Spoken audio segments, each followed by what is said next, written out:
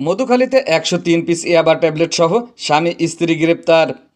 ফরিদপুরের মধুখালী উপজেলার আরপাড়া ইউনিয়নের পশ্চিম আরপাড়া গ্রামে অভিযান পরিচালনা করে ১০৩ পিস ইয়াবা ট্যাবলেট সহ স্বামী স্ত্রীকে গ্রেপ্তার করেছে মধুখালী থানা পুলিশ। গ্রেপ্তারকৃতরা হলেন মোহাম্মদ বাপ্পি মোল্লা ৩৫, পিতা মোহাম্মদ তুরাব মোল্লা, মোহাম্মদ নুরজাহান আক্তার উর্মি ২৭, স্বামী মোহাম্মদ বাপ্পি মোল্লা, উভয় সাং পশ্চিম আরপাড়া, থানা মধুখালী, জেলা ফরিদপুর।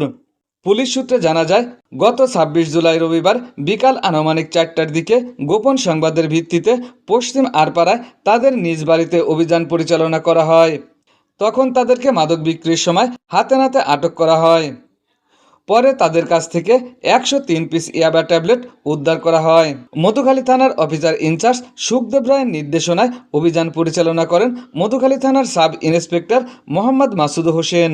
অভিযান পরিচালনাকালে তার সঙ্গে আরও উপস্থিত ছিলেন ASI Ashraful Alam, ASI Pramod Shikdar, ASI Shimul Shikdar, নারী কনস্টেবল রুমা আক্তার সহ সঙ্গীয় ফোর্স।